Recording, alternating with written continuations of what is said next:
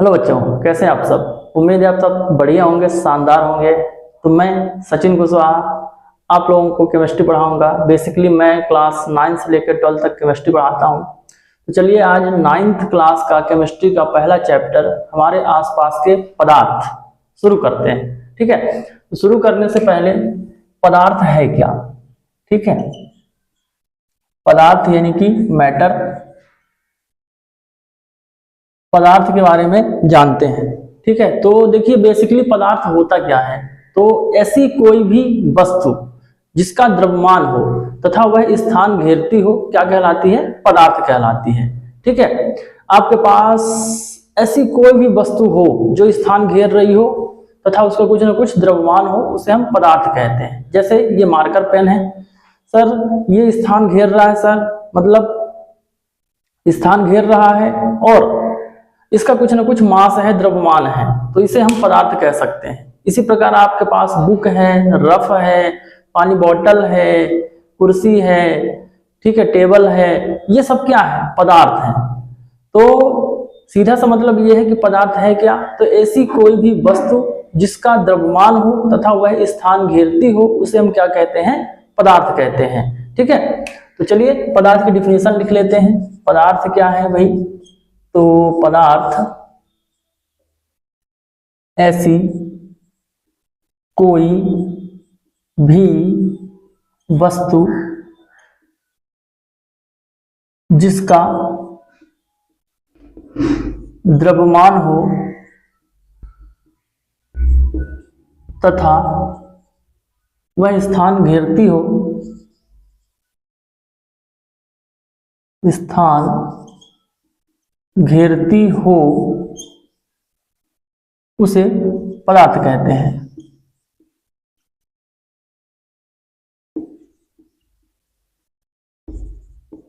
ठीक है, तो ऐसी कोई भी वस्तु जिसका द्रव्यमान हो तथा वह स्थान घेरती हो उसे हम पदार्थ कहते हैं। ठीक है, जैसे एग्जाम्पल में है ना, जैसे उदाहरण देखते हैं हम। तो जैसे हमारे पास क्या है, पेन है, ये भी पदार्थ है। किताब है सर, ये भी पदार्थ है सर।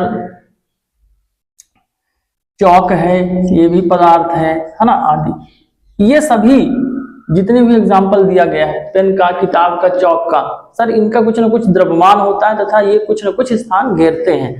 तो यानी हम बोल सकते हैं ऐसी कोई भी वस्तु जिसका द्रव्यमान हो तथा वह स्थान घेरती हो उसे हम पदार्थ कहते हैं। चलिए एक छोटा सा क्वेश्चन आप बताइएगा, निम्न में से कौन सा पदार्थ नहीं है। क्वेश्चन है, निम्न में से कौन पदार्थ नहीं है।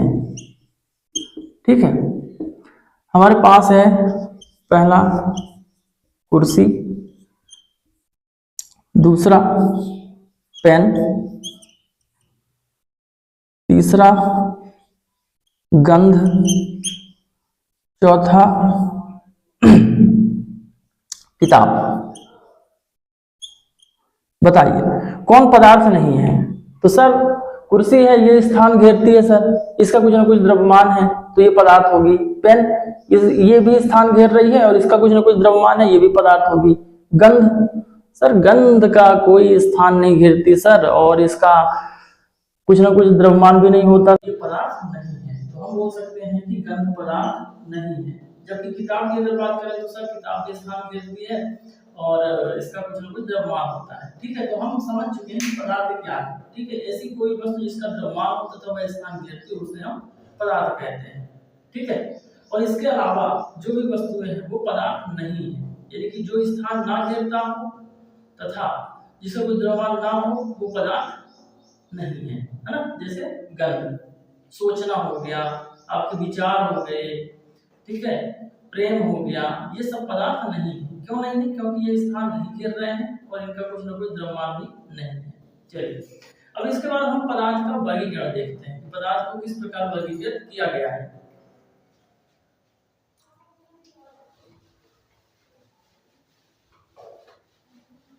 तो बच्चों पदार्थ को दो प्रकार से वर्गीकृत किया गया है, एक भौतिक वर्गीकरण है और एक रासायनिक वर्गीकरण है। ठीक है, एक भौतिक वर्गीकरण है और एक रासायनिक वर्गीकरण है। मतलब दो प्रकार से हम पदार्थ को वर्गीकृत कर सकते हैं। ठीक है, पदार्थ को दो प्रकार से वर्गीकृत किया जा सकता है, एक भौतिक वर्गीकरण और एक रासायनिक वर्गीकरण। भौतिक वर्गीकरण और एक है रासायनिक वर्गीकरण। रासायनिक वर्गीकरण, ठीक है। तो पदार्थ को दो प्रकार से वर्गीकृत किया जा सकता है। एक भौतिक वर्गीकरण मतलब क्या है कि पदार्थ की बाह्य रूपरेखा के आधार पर वर्गीकरण कि पदार्थ दिखता कैसे है। ठीक है, इस आधार पर जो वर्गीकरण कहलाता है वो रासायनिक भौतिक वर्गीकरण कहलाता है। ठीक है, पदार्थ की बाह्य रूपरेखा के आधार पर वर्गीकरण क्या कहलाता है, भौतिक वर्गीकरण। जबकि रासायनिक वर्गीकरण का मीन्स है कि पदार्थ का रासायनिक संगठन यानी कि आंतरिक स्तर पर पदार्थ कैसा है वो वर्गीकरण क्या कहलाता है, रासायनिक वर्गीकरण कहलाता है। तो भौतिक वर्गीकरण में पदार्थ को 5 भागों में डिवाइड किया गया है, 5 भागों में वर्गीकृत किया गया है। कौन कौन से 5 भाग हैं? सर पहला ठोस है जिसे आप सॉलिड कहते हैं, ठीक है। दूसरा द्रव है जिसे आप लिक्विड कहते हैं। तीसरा है गैस जिसे सर गैस ही कहते हैं। फिर चौथा है प्लाज्मा जिसे प्लाज्मा ही कहते हैं। पांचवा है बोस-आइंस्टीन कंडेंसेशन, बोस-आइंस्टीन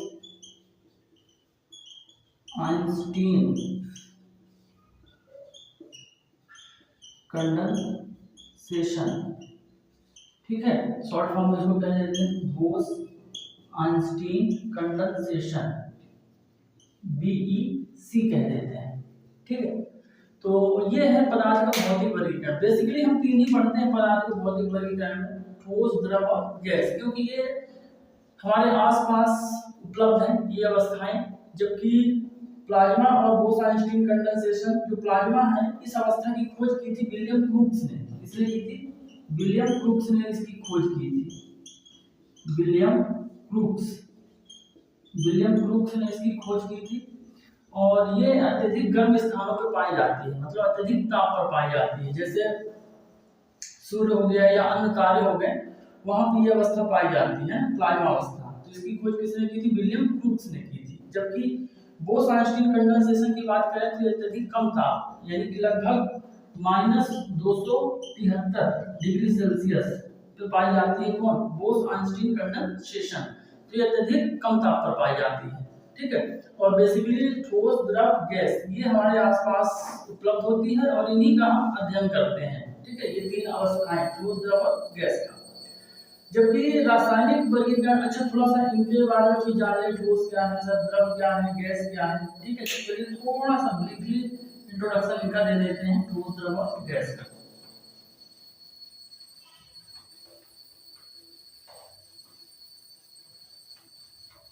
ठीक है, अभी हम भौतिक वर्गीकरण के बारे में पढ़ रहे हैं, रासायनिक को हटा दे रहे हैं, सिर्फ किसकी बात कर रहे हैं? भौतिक वर्गीकरण की बात कर रहे हैं। तो पदार्थ का भौतिक वर्गीकरण,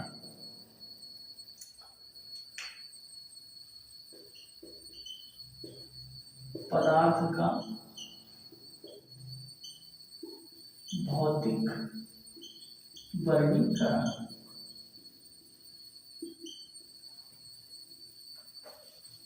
ठीक है। तो लिख लेते हैं क्या? गुण, इधर लिख ले रहे हैं ठोस, द्रव और गैस, इधर क्रमांक कर ले रहे हैं।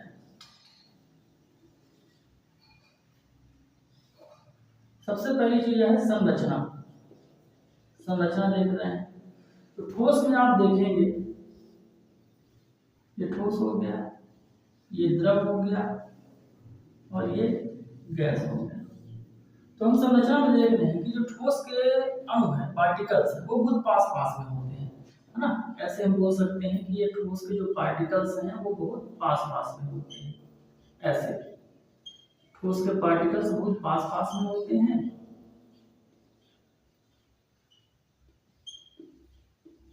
ऐसे आप देखेंगे पूरा ठोस जो होता है उसके पार्टिकल्स एक दूसरे से सटे रहते हैं, यानी एकदम बहुत पास पास में होते हैं। जबकि द्रव की बात करें तो द्रव के पार्टिकल्स थोड़ा सा दूर दूर होते हैं, ठीक है। जबकि गैस की बात करें तो गैस के पार्टिकल्स बहुत दूर होते हैं, ठीक है। तो हम ऐसा बोल सकते हैं संरचना में कि जो ठोस के पार्टिकल्स है, ठोस के जो कण है वो बहुत पास पास में होते हैं, द्रव के पार्टिकल्स थोड़ा सा दूर, और जो गैस के पार्टिकल्स कण है वो बहुत दूर दूर होते हैं, ठीक है। अब दूसरी प्रॉपर्टी आती है अंतराणुक स्थान। अंतराणुक अंतराणुक स्थान, ठीक है। अंतराणुक स्थान का मतलब क्या है सर? दो अणुओं के बीच का स्थान, ठीक है। दो अणुओं के बीच के स्थान को क्या कहते हैं? अंतराणुक स्थान कहते हैं। तो आप बड़ी आसानी से बता सकते हो कि ठोस में जो अंतराणुक स्थान है वो सबसे कम है।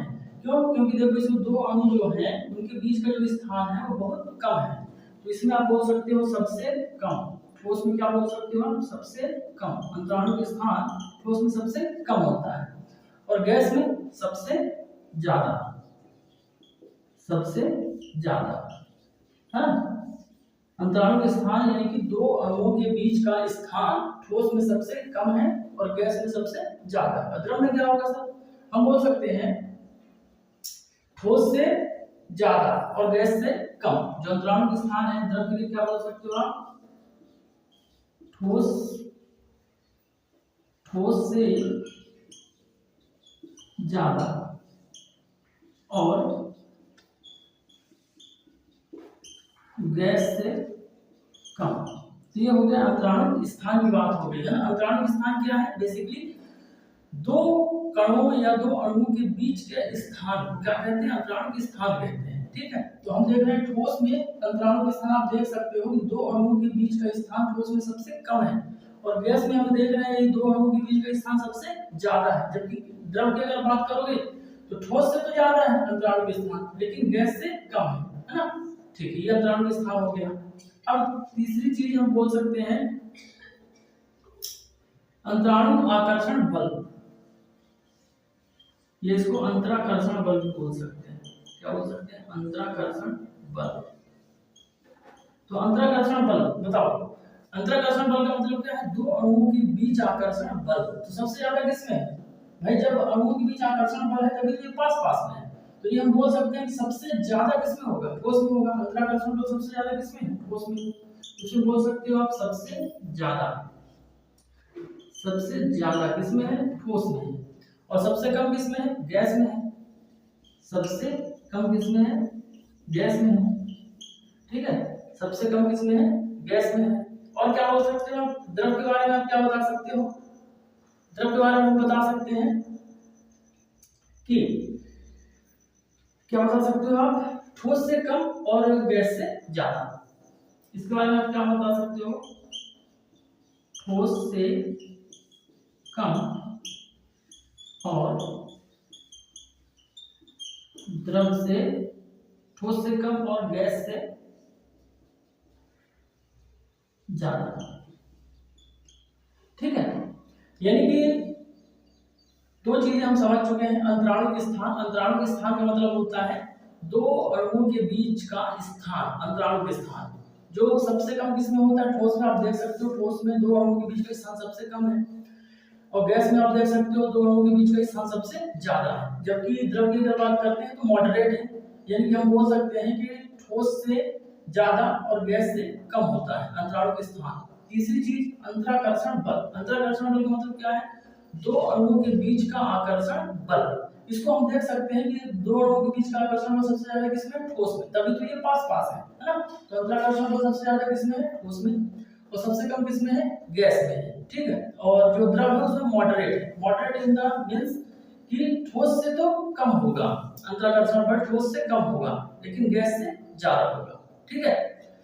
अब चलिए चौथी प्रॉपर्टी देख लेते हैं इसकी।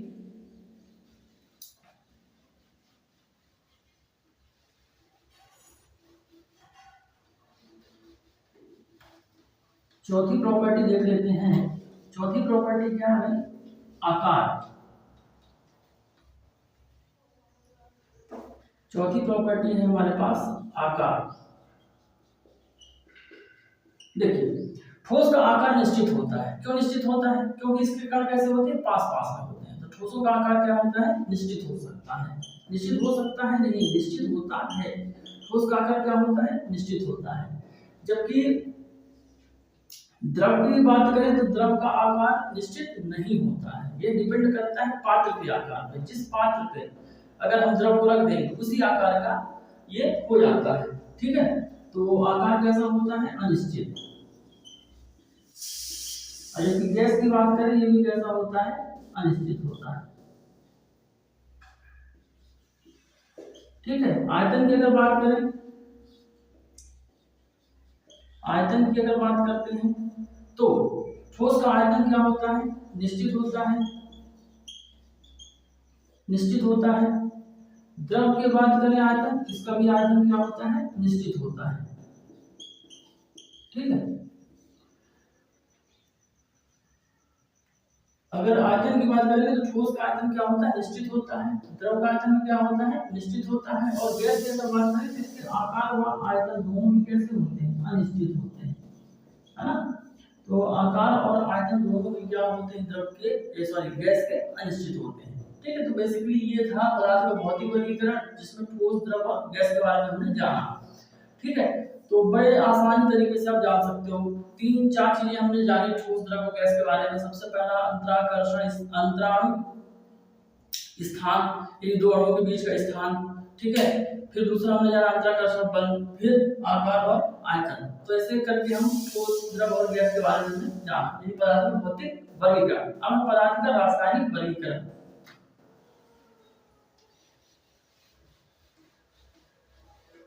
पदार्थ का रासायनिक वर्गीकरण।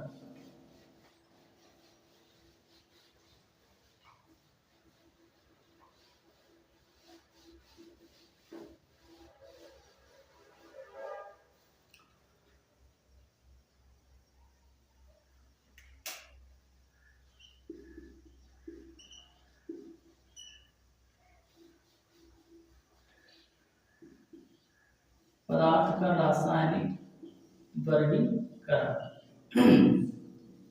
देखिए, पदार्थ के रासायनिक वर्गीकरण की अगर बात करें तो पदार्थ को दो भागों में बांट दिया गया जाता है। एक होता है शुद्ध पदार्थ और एक होता है मिश्रण। एक होता है शुद्ध पदार्थ और एक होता है मिश्रण। शुद्ध पदार्थ क्या होते हैं? तो शुद्ध पदार्थ फर्दर दो भागों में डिवाइड किया गया है, तत्व और यौगिक। तत्व और यौगिक। जबकि मिश्रण की अगर बात करें तो मिश्रण को दो भागों में डिवाइड किया गया है, समांगी मिश्रण, समांगी मिश्रण और विषमांगी मिश्रण। विषमांगी मिश्रण। ठीक है, तो पदार्थ का रासायनिक वर्गीकरण की अगर बात करें तो पदार्थ को दो भागों में वर्गीकृत किया गया है, शुद्ध पदार्थ और मिश्रण में। शुद्ध पदार्थ दो प्रकार के, एक तत्व हो गया और एक यौगिक हो गया। मिश्रण दो प्रकार के, समांगी मिश्रण और विषमांगी मिश्रण। तो चलिए शुद्ध पदार्थ के बारे में जानते हैं, क्या होता है शुद्ध पदार्थ।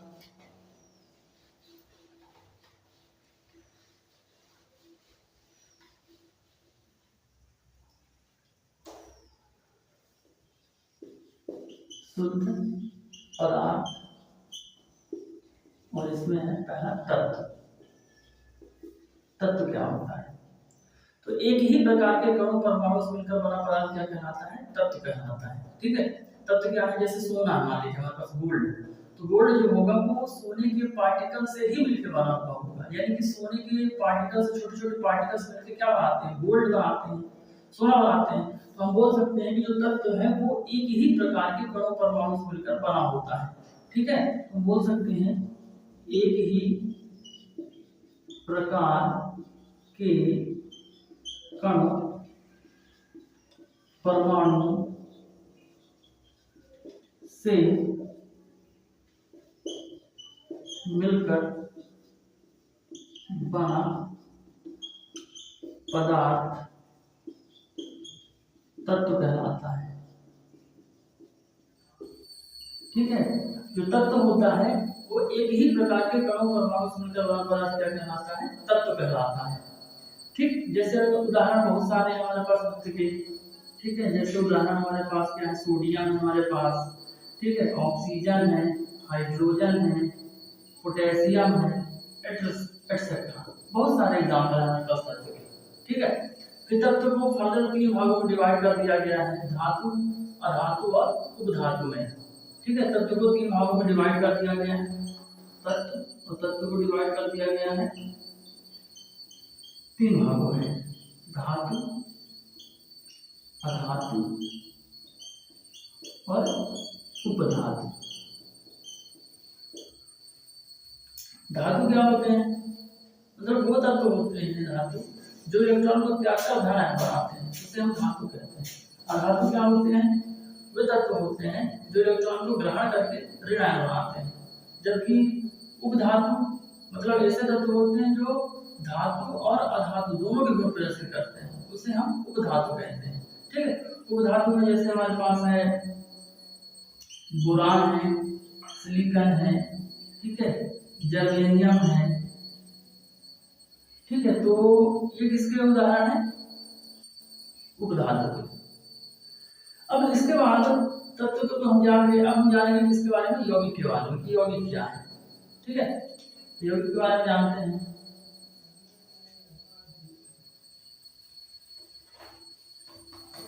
यौगिक के बारे में जानते हैं।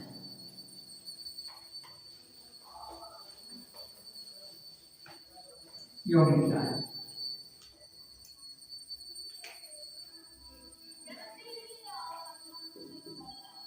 यौगिक, देखिए यौगिक की अगर हम बात करते हैं तो यौगिक क्या होता है? 2 या 2 से अधिक तत्व जब निश्चित अनुपात में संयोग करते हैं तो उनसे मिलकर बना पदार्थ यौगिक कहलाता है। ठीक है, मतलब 2 या 2 से अधिक पदार्थ जब निश्चित अनुपात में संयोग करते हैं तो उनसे मिलकर बना पदार्थ क्या कहलाता है? यौगिक कहलाता है। और यौगिक में उनके अवयवी जो तत्व होते हैं, यौगिक का जो गुण होता है उनके अवयवी तत्वों के गुण से भिन्न होता है। ठीक है, तो यौगिक क्या है भाई? 2 या 2 से अधिक तत्व जब निश्चित अनुपात में संयोग करते हैं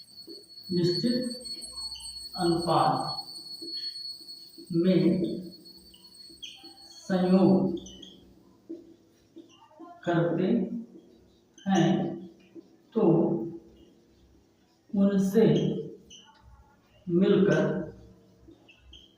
मिलकर बना पदार्थ यौगिक कहलाता है। यौगिक कहलाता है। ठीक है, यौगिक क्या होते हैं? 2 या 2 से अधिक तत्व जब निश्चित अनुपात में संयोग करते हैं तो उससे मिलकर बना पदार्थ क्या कहलाता है? यौगिक कहलाता है। ठीक है, इसमें एक नोट करने वाली बात ये है कि जो यौगिक का गुण है, यौगिक का गुण उसके अवयवी तत्वों के गुण से, उसके अवयवी तत्वों के गुण से भिन्न होता है,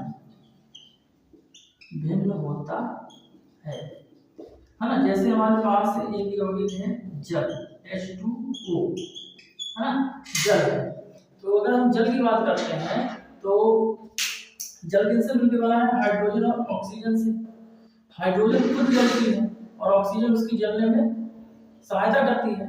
ठीक है, लेकिन जब जल बनता है तो जल का जो गुण है ना वो हाइड्रोजन और ऑक्सीजन से भिन्न होता है। जल इन दोनों को मतलब इन दोनों से भिन्न गुण प्रदर्शित करता है।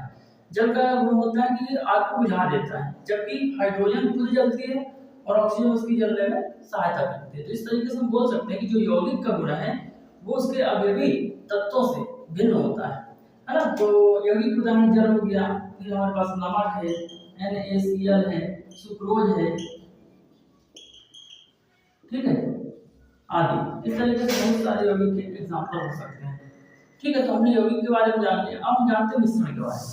तो देखिए मिश्रण बेसिकली है क्या, जब हम दो या दो से अधिक तत्व जब निश्चित अनुपात में प्रयोग करते हैं तब तो यौगिक है, और यही यदि अनिश्चित अनुपात हो जाए तो क्या कहलाएगा, मिश्रण कहलाएगा। चलिए मिश्रण के बारे में थोड़ी सी जानकारी ले लें।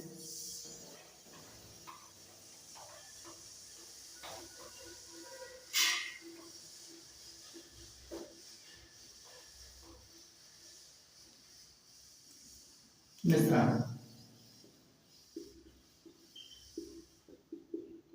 ठीक है, तो मिश्रण क्या है, दो या दो से अधिक पदार्थ या तत्व जब अनिश्चित अनुपात में संयोग करते हैं तो उनसे मिलकर बना पदार्थ क्या कहलाता है, मिश्रण कहलाता है।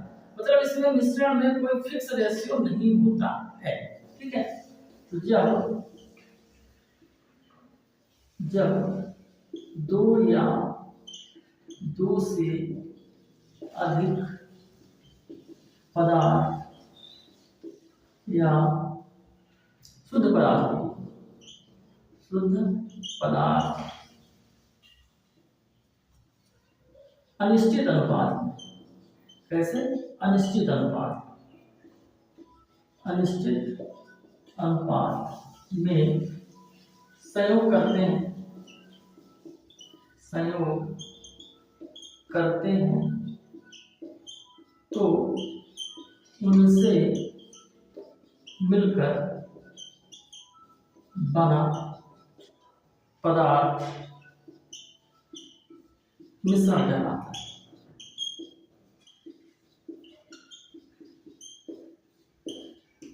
ठीक है, तो मिश्रण क्या है भाई, दो या दो से अधिक पदार्थ या शुद्ध पदार्थ जब अनिश्चित अनुपात में संयोग करते हैं तो उनसे मिलकर बना पदार्थ क्या कहलाता है, मिश्रण कहलाता है। जैसे आपने खिचड़ी खाई होगी, खिचड़ी क्या है, मिश्रण है। उसमें खिचड़ी में अपन चावल भी डालते हैं, दाल भी डालते हैं, हल्दी, नमक, है ना, और भी चीजें जो स्वाद अनुसार लगे वो सब डालते हैं। तो उसमें कोई फिक्स रेशियो थोड़ी रहता है कि चावल इतना होना चाहिए, दाल इतनी होनी चाहिए, है ना।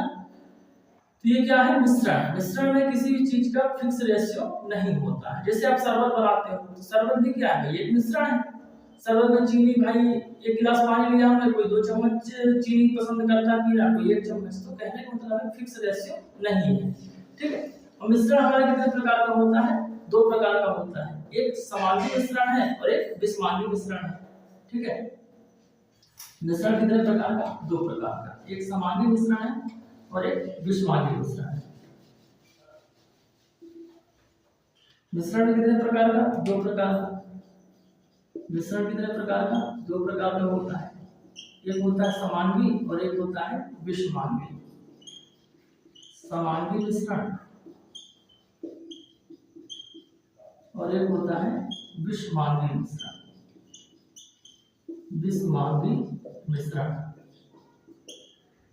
सर समांगी मिश्रण क्या है, विषमांगी मिश्रण क्या है। तो समांगी मिश्रण से मतलब है पूरा मिश्रण एक जैसा, यूनिफॉर्म कंपोजिशन, मिश्रण संपूर्ण एक जैसा।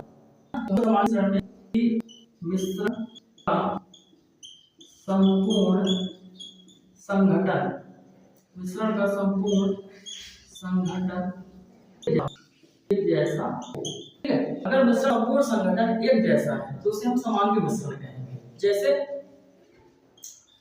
है ना, जैसे अगर हम बात करें पानी में नमक का घोल, पानी में जो नमक का घोल है वो समांगी मिश्रण है। हम कह सकते हैं पानी में अगर हमने नमक घोल दिया है तो उसका संघटन एक जैसा है, यानी पूरा मिश्रण जो बना हुआ है वो एक जैसा है, ठीक है। तो वो समांगी मिश्रण कहलाएगा। विषमांगी मिश्रण क्या है, तो विषमांगी मिश्रण हम बोल सकते हैं कि मिश्रण का संपूर्ण संघटन एक जैसा नहीं होता है, उसे हम क्या बोलते हैं, विषमांगी मिश्रण बोलते हैं। हम बोल सकते हैं मिश्रण का संपूर्ण संघटन एक जैसा नहीं होता है, ठीक है। तो उसे हम क्या बोलते हैं, विषमांगी मिश्रण बोलते हैं कि मिश्रण का संपूर्ण संघटन एक जैसा नहीं होता है। जैसे